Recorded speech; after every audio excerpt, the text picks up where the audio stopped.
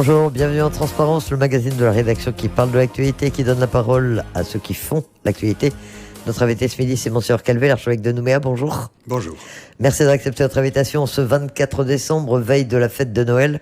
Noël, c'est l'une des plus grandes fêtes du calendrier liturgique, mais c'est aussi une fête dont on oublie parfois l'origine ou le sens.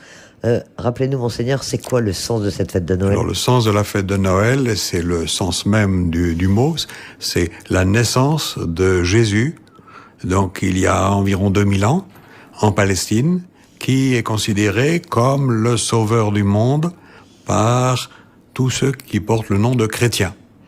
Et donc, ça fait quand même un grand nombre de personnes de par le monde qui partagent cette foi et qui comprennent normalement ce qu'est la fête de Noël. Et c'est une fête qui est traditionnellement orientée vers tous ceux qui sont en difficulté, parce que la naissance de Jésus, Sauveur, eh bien, ça s'est passé d'une manière tout à fait étrange. Et dans un coin perdu de Palestine, eh bien, voilà qu'un enfant est né. Et donc, un tout petit. Et quand on le représente dans la crèche, c'est Saint François d'Assise, surtout, qui a beaucoup utilisé cette image de la crèche.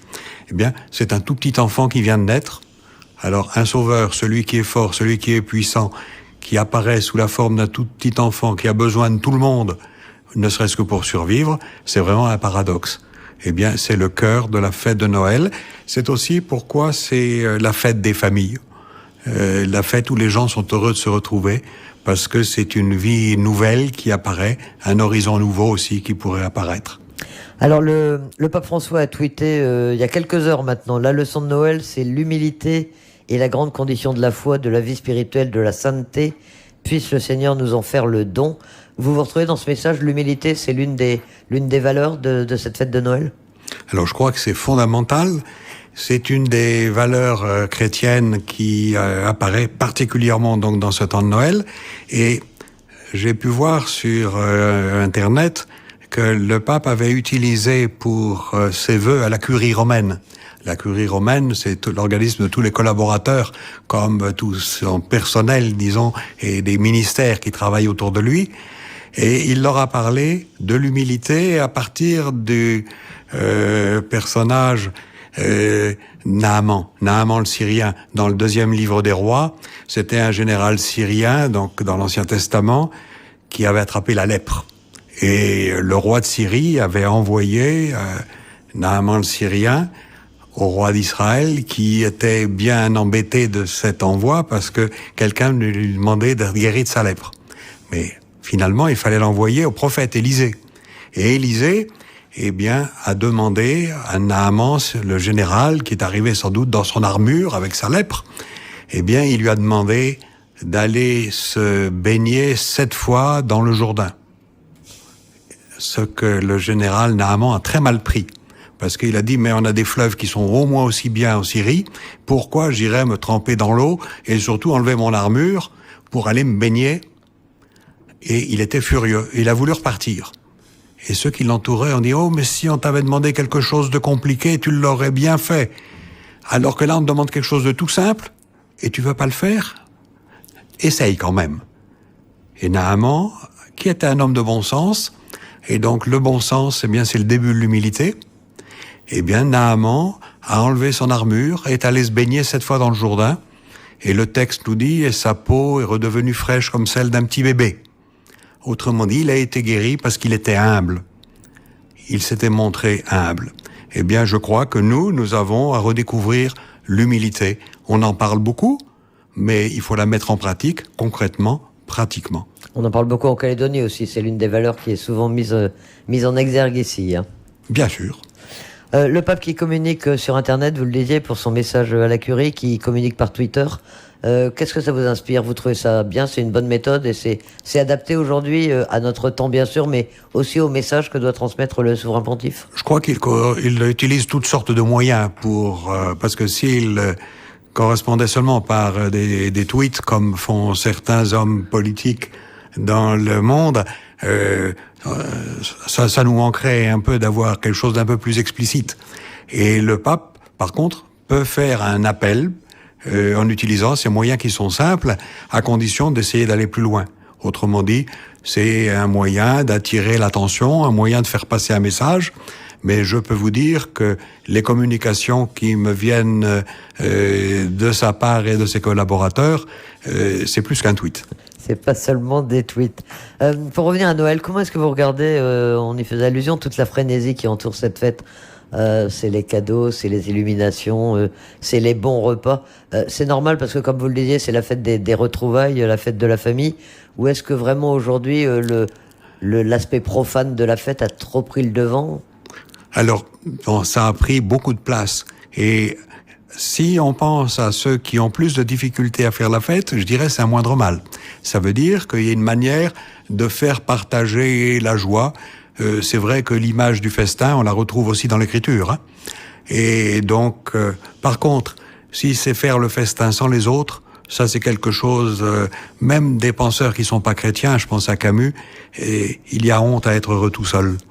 La charité, c'est également l'une des vertus de cette fête de Noël. Et c'est le cœur aussi. Comment va être célébré Noël en Nouvelle-Calédonie? On sait qu'aujourd'hui, il y a un certain nombre de contraintes, notamment sanitaires, enfin essentiellement sanitaires. Vous allez pouvoir célébrer la messe de Noël ce soir. Hein. Alors, en premier lieu, eh bien, on respecte les contraintes sanitaires parce qu'il s'agit de la défense de la santé de tout le monde. Et donc, chacun doit prendre soin de lui-même et des autres. Mais pour le moment, eh bien, ceux qui sont responsables de la santé publique dans le pays ont demandé que dans les églises, on utilise une jauge de 1 pour 2. Ça veut dire que dans les églises, eh bien, il y aura une place sur 2 qui seront utilisables et utilisées. C'est mieux, il y a quelque temps encore, c'était 1 sur 3, donc ça s'est un peu amélioré. En plus, il fallait tenir un registre. Tenir un registre, vous savez, dans une paroisse, c'est pas quelque chose de simple. Parce que les gens sont pas habitués à déclarer leur identité au moment où ils arrivent.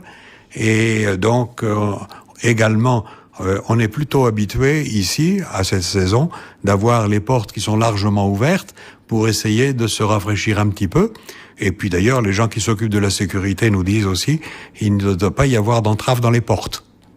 Alors, 1 sur 2, ce soir, c'est à la cathédrale que vous célébrez la messe à 20h, hein, je crois. Donc, je serai à 20h à la messe télévisée depuis la cathédrale.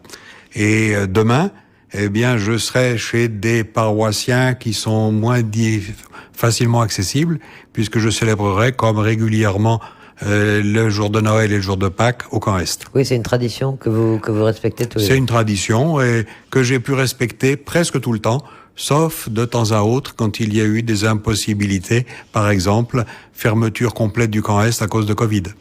Et pour ces messes de Noël, les fidèles pourront assister à l'extérieur des églises éventuellement, parce que 1 sur 2, on sait que pour ces fêtes-là, les églises sont bondées en Nouvelle-Calédonie. Ah ben, habituellement, c'est bon signe, les églises sont plus que remplies. Alors, c'est vrai que souvent, autour de l'église, on a la possibilité, et dans ce cas-là, on place des haut-parleurs qui permettent au moins d'entendre ce qui se passe et de temps en temps de voir un petit peu par les portes et par les fenêtres. Alors les églises les lieux de culte ont été fermés pendant plusieurs semaines à cause de la pandémie. Mais vous me disiez tout à l'heure, c'est normal que les églises, que les lieux de culte puissent être ouverts et accueillir des fidèles. Hein. Alors c'est une chose qui, en droit, en particulier en droit français, est appuyée sur la Constitution. C'est-à-dire qu'il y a la liberté religieuse et que les croyants d'une dénomination religieuse, eh bien, doivent pouvoir se réunir pour célébrer dans leur lieu de culte. Quelquefois, on l'avait oublié. Et donc, ça a été rappelé partout où besoin était, y compris dans les ministères. Et ça a été pris en compte que, effectivement, la liberté de culte a un certain nombre de conséquences qui doivent être respectées. Et donc, ça a été fait sans problème particulier, étant bien entendu que nous avons dit aussi qu'il convenait d'observer les normes de sécurité qui étaient recommandées, c'est-à-dire la distanciation sociale, etc. Vous êtes très très vigilant d'ailleurs sur ce respect des mesures sanitaires, sur l'importance de la vaccination. C'est des choses que vous avez déjà eu l'occasion de dire et que vous tenez à répéter aux fidèles et au-delà à tous les Calédoniens. Hein. Alors, je crois que on a dit des tas de choses sur la vaccination. chacun a essayé, et je pense que c'est nécessaire de se renseigner. Toujours est-il qu'il faut se renseigner à bonne source. Et donc, quand l'Académie de médecine dit quelque chose, c'est à prendre en considération plus qu'un médecin isolé qui dit autre chose. Et je crois que les gens ont du mal quelquefois à faire la différence. On écrit quelque chose et on dit quelque chose dans les réseaux sociaux. Qu'est-ce que ça prouve? Que ça peut être écrit, que ça peut être dit, mais ça ne prouve rien. En bonne formation, il faut recouper ses sources. Normalement, les journalistes, vous savez ça. Et donc, si on ne recoupe pas ses sources, on risque de se faire emmener en bateau. Et on appelle ça des fake news. Et maintenant, il faut savoir qu'il y a des gens qui utilisent des fake news pour poursuivre des buts de manipulation quelquefois financière, mais quelquefois de tout autre ordre. On a vu ça dans un certain nombre de pays. Et c'est quelque chose qui est redoutable. J'ai parlé à plusieurs fois de ces fake news. Le pape François a été clair. Et dès qu'il a pu avoir les renseignements suffisants des autorités de médecine des différents pays, il s'est fait vacciner lui-même et a demandé qu'au Vatican, tous les personnels en contact avec du public soient vaccinés. Et il l'a fait, il a dit, c'est un acte de charité, simplement, de respecter soi-même, de respecter les autres. Ces fake news, vous avez l'impression qu'en Nouvelle-Calédonie, elles sont encore vivaces ou que le phénomène se calme un petit peu aujourd'hui? On a un taux de vaccination qui est quand même très élevé. Alors on peut s'en féliciter, mais je crois qu'il y a un problème réel de fake news en Nouvelle-Calédonie pour une partie de la population qui sont prêts à écouter n'importe quoi. Donc, on ne veut pas dire il faut se méfier de tout, mais il faut être conséquent. Et je pense que ça fait partie de la formation intellectuelle. Formation intellectuelle dans les écoles, ça fait partie de la formation des gens qui sont dans les médias, que de veiller à ça.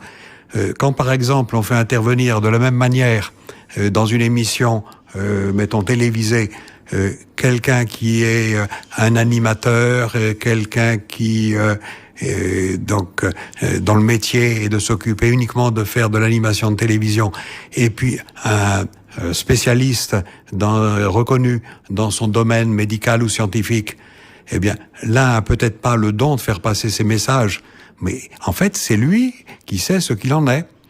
Alors évidemment, quand on a des choses qui sont plus simples, comme ceux dont j'ai eu à m'occuper à l'époque où j'enseignais des mathématiques, c'était 2 et 2 font 4, et il n'y a pas à négocier pour que ça fasse 2,5. Bon, mais là c'est particulièrement simple. Mais en fait, il s'agit de veiller à avoir des renseignements qui sont recoupés aux meilleures sources. C'est respecter les gens, c'est se respecter soi-même. Et l'Église peut avoir un rôle, elle aussi, justement, pour transmettre ces messages, notamment tous les dimanches à la messe, ça peut être l'un des messages qui peut être transmis. C'est pas pour dire aux gens ce qu'ils ont à faire, parce qu'ils sont assez grands pour savoir, mais pour comprendre. Et quand on peut les aider à comprendre, on leur rend un grand service. Et un grand service à la société. La Nouvelle-Calédonie a longtemps été épargnée par le virus. Aujourd'hui, on dénombre 280 morts depuis le début septembre. On voit arriver un nouveau virus, Omicron. C'est quelque chose qui vous paraît inquiétant? Vous pensez qu'il va falloir à nouveau faire de la pédagogie pour inciter les gens à respecter toutes les mesures? Moi, je crois qu'il faut continuer à faire de la pédagogie, c'est nécessaire. Il faut continuer à informer, parce que même si la réalité est quelquefois un peu inquiétante et effrayante, ça fait partie de la réalité. On avait pendant un certain temps perdu de vue qu'il existait une réalité objective en dehors des sentiments qu'on avait. Mais il y a une réalité objective en dehors de nous, et il faut la reconnaître telle qu'elle est. Et ça, c'est ce qu'on appelle simplement la réalité. Alors, toutes les fêtes religieuses de ces derniers mois ont été perturbées par cette pandémie, on en parlait il y a un instant. Selon vous, est-ce que il y a eu les offices ont pu être rediffusés sur Internet, sur Facebook? Est-ce que ces contraintes ont éloigné les fidèles de la pratique religieuse, ou à votre avis, est-ce que au contraire, ça leur a donné d'autant plus envie d'assister pour de vrai aux offices? Je crois que c'est trop tôt pour faire un bilan, et surtout un bilan statistique, mais ce que je sais, c'est qu'un certain nombre de personnes se sont posées des questions qui ne se posaient pas avant. Et je pense que c'est utile qu'ils se soient posés ces questions. C'est utile qu'ils aient quelquefois demander des renseignements, chercher à être accompagnés dans leur réflexion. Et je pense que ça va continuer. Toujours est-il que pour ce qui est du diocèse de Nouméa, eh bien, les gens ont continué largement à participer, soit directement en venant aux offices, soit en utilisant les médias, soit en utilisant les réseaux sociaux. Le problème des obsèques a souvent été soulevé en Nouvelle-Calédonie, le problème du deuil. Est-ce que vous avez ressenti que c'était d'autant plus difficile dans cette période de pandémie, d'absence d'office ou de jauge extrêmement restreinte pour les obsèques? Alors, c'est vrai que les deuils étaient d'autant plus difficiles à vivre, quelquefois, que on savait que c'était des gens qui avaient refusé d'être vaccinés et qui se sont trouvés dans des situations où c'était trop tard. Et ils ne pouvaient plus être pris en charge. Par contre, ça pose un problème qui est grave, c'est que d'autres personnes qui avaient d'autres problèmes de santé, commençaient à ne plus pouvoir être pris en charge correctement. Et je pense que les médecins ont eu raison d'alerter la population et les pouvoirs publics sur le fait que on encombre les services de réanimation avec des personnes qui ne devraient pas y être si elles avaient été vaccinées normalement, et que par contre des gens qui ont, comme statistiquement c'est le cas, qui ont habituellement des accidents cérébraux, qui ont des infarctus du myocarde, qui ont des occlusions intestinales et tout ça, il y a une difficulté de les prendre en charge. Et eux risquent de perdre des chances, parce que c'est difficile quand tout un service hospitalier est rééquipé pour traiter des cas de Covid, c'est difficile de traiter les autres cas. Alors on a beaucoup dit aussi que cette pandémie à laquelle le monde n'était plus habitué avait permis des réflexions un peu plus profondes sur le sens de la vie, le sens de la mort, appelait peut-être un peu plus de transcendance dans sa vision de la société et de la vie de l'individu.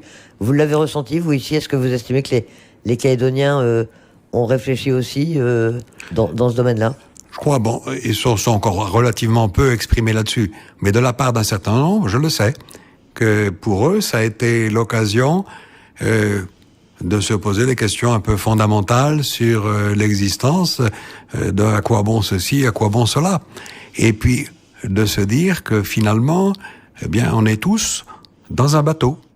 Et que dans ce bateau, il faut arriver à ce que chacun se sente en charge du bien commun. Et que ça, c'est l'essentiel. Alors, à propos de bien commun, la Calédonie a également eu, en dehors de la crise sanitaire, une actualité politique extrêmement dense ces derniers mois. Vous parlez très peu politique en général, l'Église catholique même en parle très peu.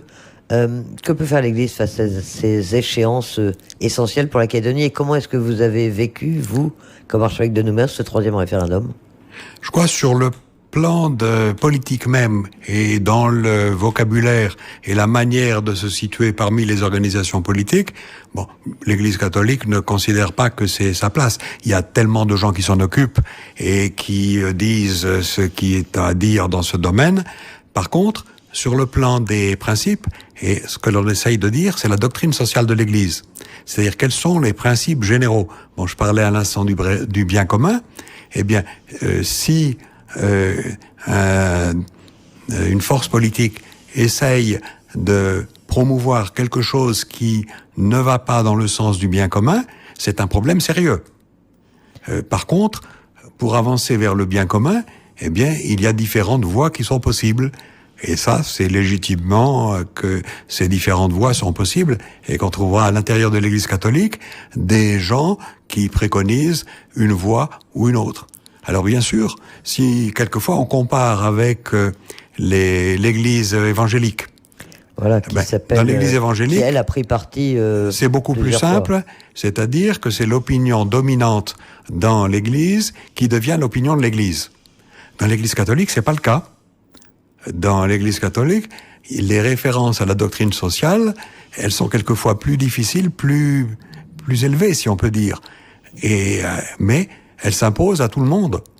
Et donc, dans l'Église catholique, eh bien, on essaye de placer ces références en dehors de simplement l'option que l'on a présentement. C'est pas une photo de l'opinion à un moment donné. Et ça peut être éventuellement des rappels à l'ordre ou des mises en garde. Est-ce que vous avez été tenté parfois d'intervenir quand il y a quelque chose où on s'aperçoit que des gens ne sont pas respectés dans leurs droits, bien sûr, l'Église catholique, vous avez un cas qui est typique en dehors de la Calédonie. Il s'agit de la question des réfugiés actuellement. Eh bien, le pape n'a cessé de parler, de se déplacer et de rencontrer les réfugiés. Et les réfugiés, d'ailleurs, n'étaient pas catholiques, pour un grand nombre d'entre eux. Mais il y avait une question des droits de l'homme. Et donc, le pape s'est prononcé pour eux. Et en Nouvelle-Calédonie, le père Roch Kapikawa, par exemple, est membre du comité des sages. Ça veut dire qu'on attend aussi la voix de l'Église pour l'organisation des choses, pour la manière dont pouvait être préparé ce référendum et dont il pouvait se dérouler. Alors, on attend l'Église, non pas comme une force d'appoint, d'aucune manière, mais on attend l'Église comme un lieu de référence à quelque chose qui, quelquefois, risque d'être oublié. C'est-à-dire le respect de chaque personne. Et si une seule personne ou une seule catégorie de personnes n'est pas respectée, c'est le devoir de l'Église, pour autant qu'elle en soit consciente, de l'exprimer. Alors vous-même, Monseigneur, vous êtes évêque depuis 42 ans, je crois. 42 ans. 42 ans de Nouvelle-Calédonie. Vous avez bien sûr suivi toute l'actualité de la Nouvelle-Calédonie de très très près. Quelles leçons, tout de même sans rentrer dans la politique politicienne, quelles leçons vous tirez de cette séquence de 3 référendums, des résultats qu'on a eus le 12 décembre? Est-ce que ça apprend des choses sur la société calédonienne ou est-ce que c'est un constat qu'on aurait pu faire il y a des dizaines d'années? Vous voyez les choses comment? Pour les dernières séquences, ce qu'on a vu, eh bien, c'est la confirmation que ce que l'on savait depuis 30 ans restait vrai. C'est-à-dire qu'il y avait un clivage. Bon, dans ce cas-là, la question, c'est de savoir comment faire vivre ensemble une société dans laquelle on a un clivage important. Bon, ça ne veut pas dire que c'est impossible de vivre ensemble, mais ça veut dire qu'il faut s'y prendre sans traiter uniquement du clivage, parce qu'autrement, il occupe tout l'horizon. Et si le clivage occupe tout l'horizon, eh bien, on s'occupe pas du reste. Et quand la société civile demande qu'on s'occupe du reste, ça doit aussi être entendu. Ça veut dire que le référendum binaire, c'était pas forcément une bonne idée, parce que ça a mis en exergue justement les clivages qui existent. Alors, ça, on le sait après. Et donc, qu'est-ce qu'il fallait faire? Quelquefois, ceux qui l'ont même proposé ont dit, non, c'était pas comme ça qu'il aurait fallu faire. Bon, je dis, mais il n'y a pas non plus lieu de pleurer sur... non, on a fait ce qu'on pensait pouvoir faire à une époque, mais le tout, c'est de ne pas recommencer la même chose, alors qu'on s'aperçoit que ça n'amène pas un résultat qui est probant. Peut-être que là, il y a un devoir d'intelligence de tout le monde. L'une des satisfactions de ce référendum, sans doute, c'est l'apaisement, la manière extrêmement sereine et calme dans laquelle les choses se sont passées. Vous avez eu peur à un moment? Vous avez une appréhension face Peur, vraiment non, mais il y avait un risque qui n'était pas complètement impossible. Mais en fait, c'est là aussi, ça doit être compris par les responsables politiques, en disant, mais la sagesse de l'ensemble de la population, qu'elle soit allée voter, qu'elle soit pas allée voter, il y a une sagesse qui s'est manifestée. Comment tenir compte de ça? Je pense que là, on a un meilleur point de départ. Les responsables politiques, sans être indiscrètes, vous consultent, vous informent, vous demandent votre avis en tant que responsable de l'Église catholique en Calédonie? Je n'ai pas la possibilité de dire comment il faut faire. Et d'ailleurs, je ne prétendrai pas avoir les solutions au problème. Il pourrait vous demander un avis, un éclairage, un conseil. Par contre, je me fais un devoir quand des responsables politiques ou administratifs demandent à me rencontrer, de les rencontrer. Et qu'il y a lieu de réfléchir avec eux. C'est normal. Alors on sait que dans le triptyque des valeurs calédoniennes, il y a les valeurs républicaines, les valeurs océaniennes et les valeurs chrétiennes. Ça fait unanimité en Nouvelle-Calédonie, personne ne l'a jamais discuté, alors qu'on sait que ça donne des débats très vifs en Europe par exemple ou en France. en France métropolitaine. C'est une reconnaissance pour vous? C'est une fierté que les valeurs chrétiennes fassent partie Non, c'est une fierté, c'est en fait une réalité historique. Quand on regarde l'histoire de la Nouvelle-Calédonie, eh bien, quelqu'un qui ferait une histoire de la Nouvelle-Calédonie sans tenir compte des faits religieux et de son expression sous les formes et protestantes et catholiques, eh bien, il passerait à côté de l'histoire de la Nouvelle-Calédonie. Donc, si on veut connaître la Nouvelle-Calédonie, il faut absolument tenir compte de cette réalité qui est considérable. Actuellement, c'est une chose à laquelle j'avais pensé dès le début de mon épiscopat, d'avoir des sources historiques qui soient fiables sur l'histoire de la Nouvelle-Calédonie. Et des historiens, soit chrétiens, soit d'autres, se sont intéressés à l'histoire, en particulier des églises en Nouvelle-Calédonie, et c'est une excellente chose, parce que ça donne une considération de la réalité. Et je crois que, plus encore que pour l'histoire de l'Europe, mais massivement déjà pour l'histoire de l'Europe, en Nouvelle-Calédonie, on ne peut pas écrire l'histoire, disons depuis l'arrivée du christianisme en Nouvelle-Calédonie, sans en tenir fortement compte. Et d'ailleurs, c'est ce qu'une partie de la population a toujours considéré, disant qu'il y avait un trépied, c'est-à-dire qu'il y avait la coutume qui existait avant, qu'il y avait la religion, et puis arrivait seulement en troisième, le pouvoir politique.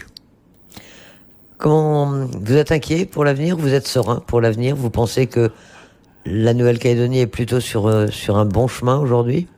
Non, je crois qu'il y a beaucoup de choses qui se sont faites, et on peut rendre grâce à tous ceux qui s'y sont attelés, mais qu'il y a encore beaucoup à faire. Alors, il y a toujours des possibilités de dérapage.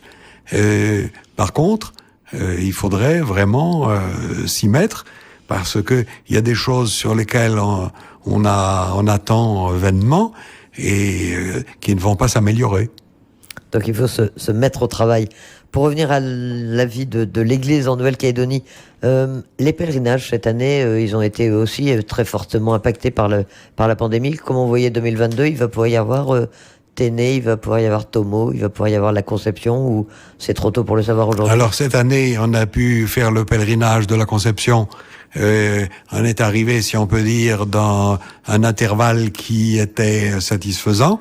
Et c'est le 15 août et le virus est arrivé le 6 septembre. Donc on a pu avoir les ordinations des diacres, tout s'est bien passé. Pour ce qui est de Téné, au lieu de vivre Téné à Téné, on a été amené à le vivre autrement, Téné en paroisse, et il s'est passé pas mal de choses au niveau des paroisses.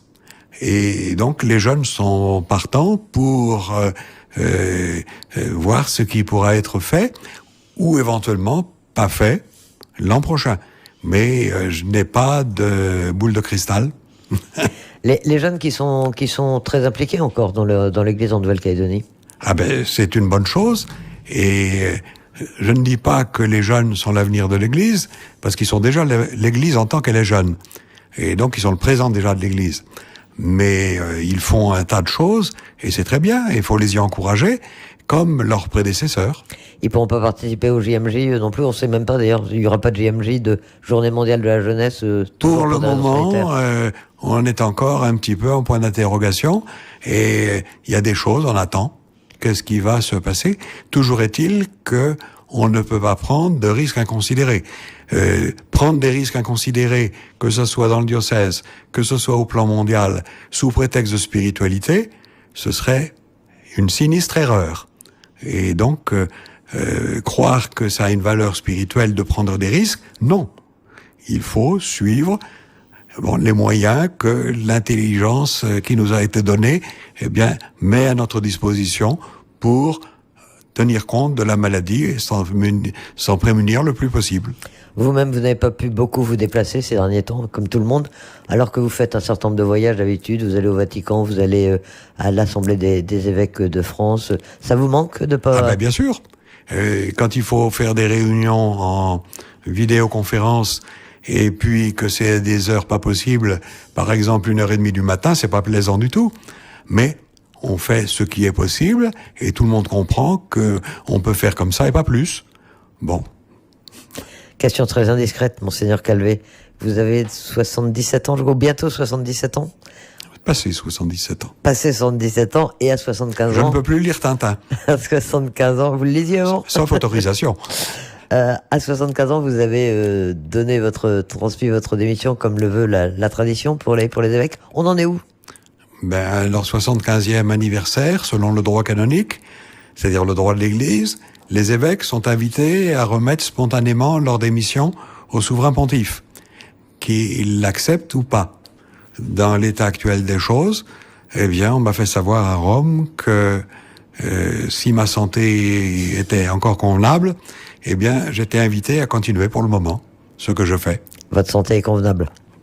Et vous êtes plutôt satisfait de continuer à assumer cette charge? Vous estimez que... Je continuerai pas plus longtemps qu'il n'est nécessaire, mais je le ferai autant qu'il sera nécessaire et que je le pourrai. En attendant, ce soir, vous célébrez donc la messe à 20h, la messe de Noël à 20h à la cathédrale de Nouméa. Et je le ferai avec joie, à l'intention de tous les Calédoniens et de tous ceux qui peuvent se déplacer, mais aussi de tous ceux qui ne peuvent pas se déplacer. Votre message, déjà en avance aux Calédoniens en ce jour de Noël? C'est un message de paix, de joie, d'encouragement aux familles, de manière que l'accueil de celui qui vient comme sauveur, eh bien, de son humilité, soit accueilli par tous et que ce soit partagé, en particulier avec les petits, avec les humbles. Monseigneur Calvé, archevêque de Nouméa, merci d'accepter notre invitation ce midi dans le magazine Transparence. La fin de ce magazine qui sera rediffusé dimanche soir, juste après notre édition de 17h45. Et vous pourrez le retrouver dans un instant en podcast audio et vidéo sur notre site internet. Excellent après-midi à tous.